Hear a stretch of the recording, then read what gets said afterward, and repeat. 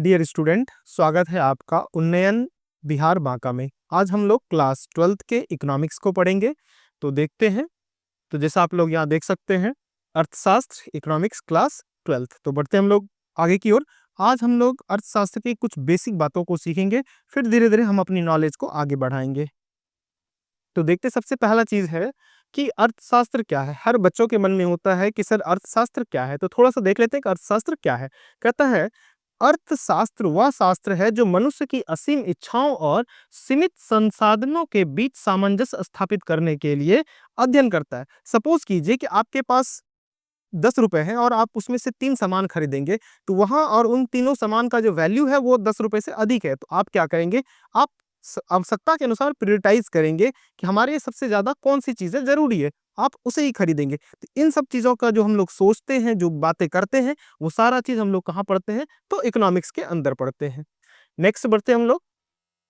अब देखते हैं विभिन्न अर्थशास्त्रियों द्वारा दिए गए कुछ परिभाषा हैं, उनको देखते हैं। तो जैसे पहला है हमारे एडम स्मिथ साहब, जिनको फादर ऑफ इकोनॉमिक्स भी कहा जाता है। उन्होंने अर्थशास्त्र को क्या कहा है, तो उन्होंने कहा है कि अर्थशास्त्र धन का विज्ञान है। अर्थशास्त्र क्या है, धन का विज्ञान है। मतलब economics is a science of wealth. उनके बाद है रॉबिन्स, जो बहुत बड़े अर्थशास्त्री हैं। उन्होंने अर्थशास्त्र के बारे में क्या कहा है, इनको देखते हैं। कहते हैं कि अर्थशास्त्र वह विज्ञान है जो विभिन्न उपयोगों वाले दुर्लभ संसाधनों तथा उद्देश्यों के संबंध रखने वाले मानवीय व्यवहार का अध्ययन करता है। तो ये दो हमारे बहुत ही अच्छे इकोनॉमिस्ट थे। जैसे पहले father of economics Adam Smith साहब, उनके अनुसार अर्थशास्त्र धन का विज्ञान है, और रॉबिन साहब के साथ अर्थशास्त्र वह विज्ञान है जो विभिन्न उपयोगों वाले दुर्लभ संसाधनों तथा उद्देश्यों के संबंध रखने वाले मानवीय व्यवहारों का अध्ययन करता है।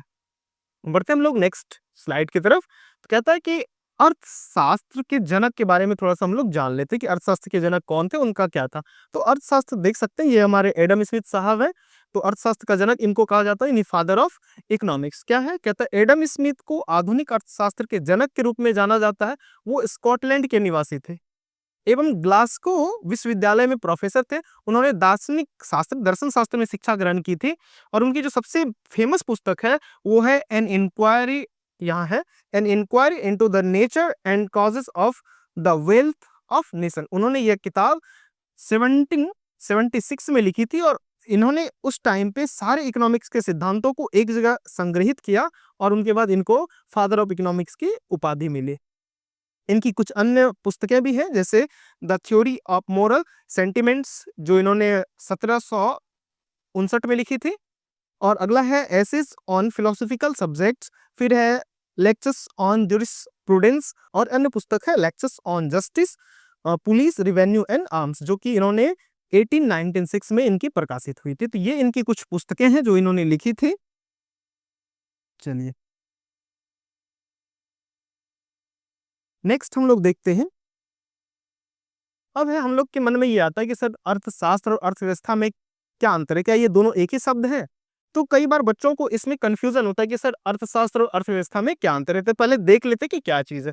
कहता है अर्थशास्त्र एक विषय है जिसके अंदर हम लोग इन सारी बातों को पढ़ते हैं, जो आर्थिक गतिविधियों का अध्ययन करता है। जबकि अर्थव्यवस्था एक प्रणाली है जिसमें आर्थिक गतिविधियां होती, जैसे हम लोग मार्केट में गए, कुछ सामान खरीदे, ये किसका हिस्सा है, तो ये अर्थव्यवस्था का हिस्सा है। लेकिन जब हम लोग उस जिस पुस्तक में पढ़ेंगे, जिस सब्जेक्ट में पढ़ेंगे, उसको हम लोग क्या बोलेंगे, अर्थशास्त्र बोलेंगे।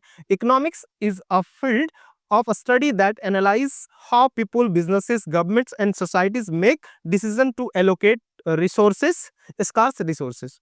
तो ये हम लोग समझ गए कि अर्थशास्त्र और अर्थव्यवस्था में क्या अंतर है। चलिए नेक्स्ट हम लोग बढ़ते हैं।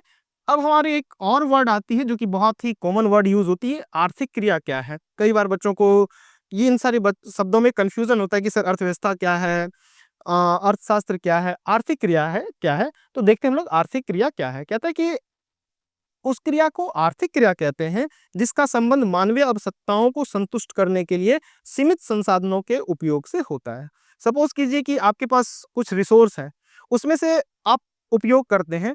ये सारी क्रिया किस में आएगी, आर्थिक क्रिया में आएगी। जैसे कि मान लेते हैं ये पेन है, इस पेन की उपयोगिता ये है कि हम इससे लिख सकते हैं। जब हम इससे लिखना शुरू करते हैं, ये जो क्रिया कहलाएगी वो क्या कहलाएगी, आर्थिक क्रिया कहलाएगी। अच्छा, एक चीज और भी कई बार होती है, कई बार बच्चों को मन में होता है कि सर आर्थिक क्रिया क्या उससे इनकम जनरेट होता है? क्या उससे आय सृजित होती है? बिल्कुल आर्थिक क्रिया से आय सृजित होती है, लेकिन ये जरूरी नहीं है कि सभी आर्थिक क्रियाओं से इनकम जनरेट हो, आय का सृजन हो। यहाँ हम लोग देख सकते हैं आय का सृजन करने वाली सभी क्रियाएं आर्थिक क्रियाएं हैं, परंतु सभी आर्थिक क्रियाएं आवश्यक रूप से आय सृजित करने वाली नहीं होती है। बढ़ते हम लोग नेक्स्ट, अगला देखते हैं आर्थिक क्रियाओं के प्रकार, काइंड्स ऑफ इकोनॉमिक एक्टिविटीज। तो इनके जो पार्ट है कौन कौन है? उत्पादन, उपभोग, विनिमय, निवेश। जैसे प्रोडक्शन, कंजम्पशन, एक्सचेंज, इन्वेस्टमेंट। एक एक करके हम लोग इन सारी बातों को समझेंगे कि उत्पादन क्या है, उपभोग क्या है, विनिमय क्या है और निवेश क्या है। तो समझते हैं उत्पादन क्या है। तो उत्पादन वह आर्थिक क्रिया है, उत्पादन वह आर्थिक क्रिया है जिसका संबंध वस्तुओं और सेवाओं की उपयोगिता अथवा मूल्य में वृद्धि करने से है। सपोज कीजिए कि एक लकड़ी का लट्ठा है और बढ़ई उसको क्या करता है, उसको कुर्सी का आकार दे देता है, तो वो लकड़ी अब हमारे लिए बैठने के लायक बन गया। इसका मतलब हुआ कि जो लकड़ी था उसके मूल्य में वृद्धि हुई, उसकी उपयोगिता में वृद्धि हुई। तो ऐसे चीजों को हम लोग क्या बोलेंगे? उत्पादन। इस पूरी क्रिया को क्या बोलेंगे?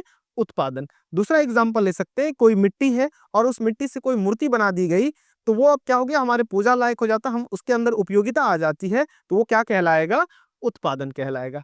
अगले की ओर बढ़ते हैं, अगला है हमारा उपभोग, कंजम्पशन। कहता है उपभोग वह आर्थिक क्रिया है जिसमें व्यक्तिगत तथा सामूहिक आवश्यकताओं की संतुष्टि के लिए वस्तुओं और सेवाओं की उपयोगिता का उपयोग किया जाता है।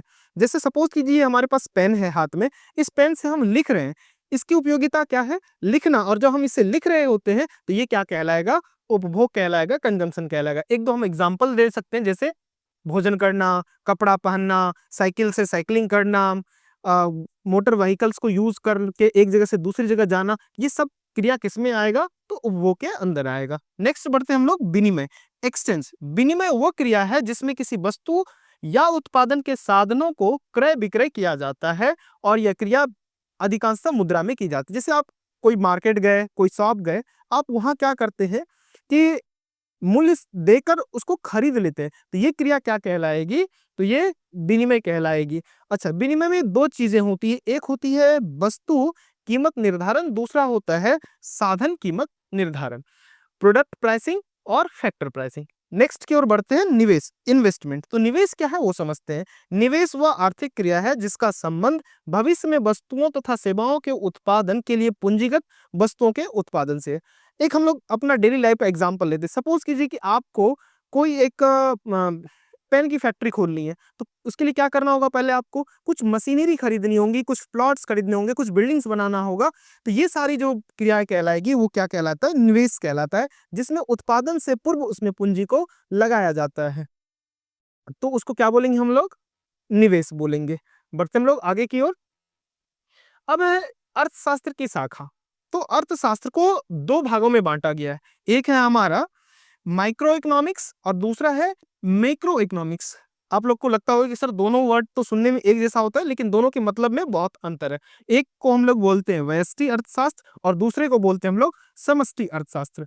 अच्छा, एक चीज देखते कि ये व्यष्टि और समष्टि यानी माइक्रो और मैक्रो आया कैसे? तो माइक्रो शब्द जो है वो ग्रीक शब्द माइक्रोज से लिया गया है, जिसका अर्थ होता है छोटा, जिसका अर्थ होता है छोटा। और दूसरा है मैक्रो, ये भी ग्रीक शब्द है और इनका मतलब होता है विशाल। विशाल मतलब बड़ा। अब देखते हैं कि मैक्रो इकोनॉमिक्स में और मैक्रो इकोनॉमिक्स में क्या क्या बातें हम लोग अध्ययन करते हैं। अब है मैक्रो इकोनॉमिक्स, देखते हैं।